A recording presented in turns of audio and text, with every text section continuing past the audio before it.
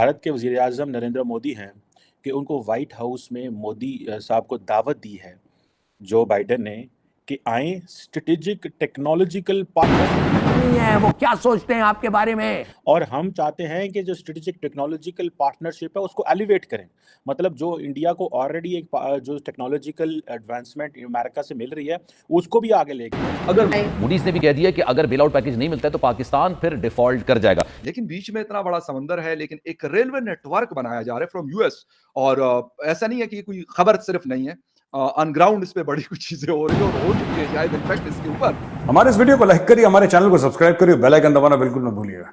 दोस्तों, एक वक़्त था कि जब इमरान खान वज़ीर-ए-आज़म थे तो उन्होंने अमेरिका के सदर जो बाइडेन को एक लेटर लिखा और उसमें कहा कि वो टेलीफ़ोन कन्वर्सेशन करना चाहते हैं अमेरिका के सदर जो बाइडेन से, लेकिन वो जवाब ना सुना उन्हें दिया गया। तो दूसरी तरफ भारत के वज़ीर-ए-आज़म नरेंद्र मोदी हैं कि उनको व्हाइट हाउस में मोदी साहब को दावत दी है जो बाइडेन ने कि आएँ स्ट्रैटेजिक टेक्नोलॉजिकल पार्टनरशिप डेवलप करें। एक तरफ वो वज़ीर-ए-आज़म जो अमेरिका से बात करना चाहता था, उसने अपनी सियासत का ऐसा माहौल बदला और उसने इस तरह की सियासत की और अमेरिका और फ़ौज पे इल्ज़ाम लगाए कि उसे जेल में जाना पड़ा।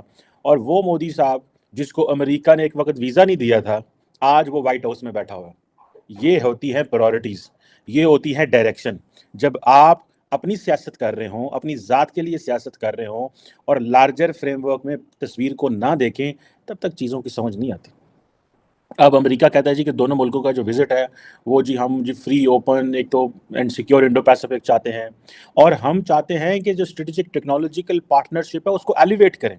मतलब जो इंडिया को ऑलरेडी जो टेक्नोलॉजिकल एडवांसमेंट अमेरिका से मिल रही है, उसको भी आगे लेके जाएँ, जिसमें ये जो स्ट्रैटेजिक टेक्नोलॉजी पार्टनरशिप है, इसमें डिफेंस आता है, क्लीन एनर्जी आती है, स्पेस आता है। ठीक है जनाब? अब आप इमेजिन करें कि डिफेंस में कितना इक्विपमेंट आएगा, क्या आएगा, क्या-क्या मॉडर्नाइज़ेशन होगी।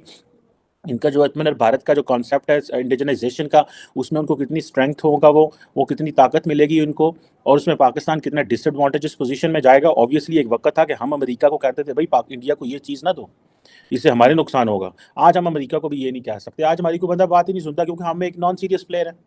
हम ऐसे प्लेयर हैं जो आपस में एक दूसरे के कपड़े फाड़न रहे हैं पाकिस्तान के विच बैक। ठीक है जनाब?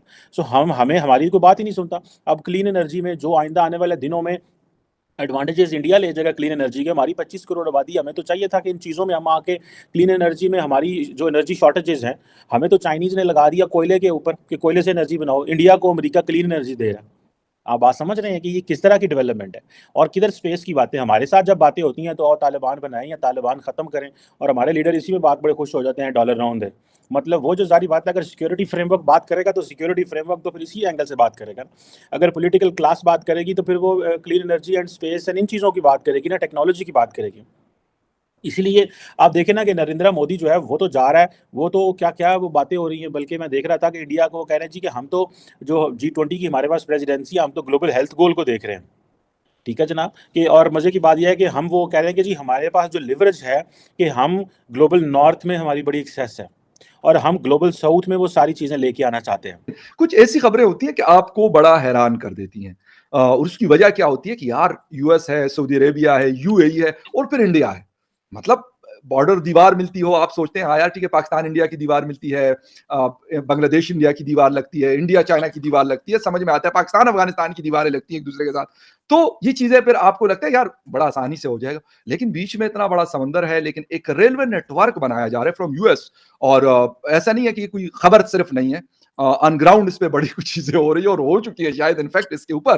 तो ये है क्या कि सऊदी अरेबिया, यूएई, इंडिया और यूएस एक पूरा रेल नेटवर्क के ऊपर काम होने जा रहा है। अजीत डोल साहब ने एक बड़ा अहम विजिट किया है सऊदी अरेबिया रियाद का, इससे पहले वो तेहरान में थे। इसका मतलब है कि इस रीजन के ऊपर इंडिया की नजर है कि कहां कहां हमें जाना है, कहां कहां हमारे जो स्टेक्स हैं वो बड़े अहमियत रखते हैं और उसको हमने सिक्योर करना है यकीनन अपने मुल्क के साथ साथ। बड़ी मतलब ये खबर यकीनन आपने बहुत डिटेल से पढ़ी होगी, बल्कि आपने बड़ा रिसर्च की होगी इसके ऊपर। लेकिन मेरे लिए तो मैंने कल रात को बहुत सारी वेबसाइट्स, न्यूज वेबसाइट्स खोली, तो जितनी भी इंटरनेशनल, जितना भी बड़ा मीडिया दुनिया भर का, आपका हिंदुस्तान का हो, इवन पाकिस्तान का, पाकिस्तान के इंग्लिश न्यूज़पेपर ने इस खबर को कवर किया।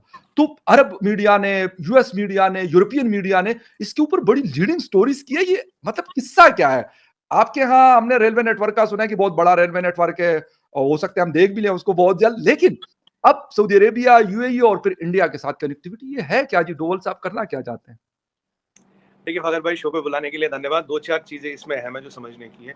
दुनिया में नंबर दूसरा है, नंबर तीसरा सबसे बड़ा जो रेलवे नेटवर्क है वो हमारा है। अभी अगर हम इलेक्ट्रिफिकेशन की बात करें तो कहीं न कहीं करीब-करीब 99% इलेक्ट्रिफिकेशन हो चुका है, 99%। जबरदस्त। और अभी हम जो ये वंदे भारत एक्सप्रेस वगैरह है, ये करीब 150-160 किलोमीटर तक जाती है। इसे मैं सेमी बुलेट ट्रेन कहता हूँ।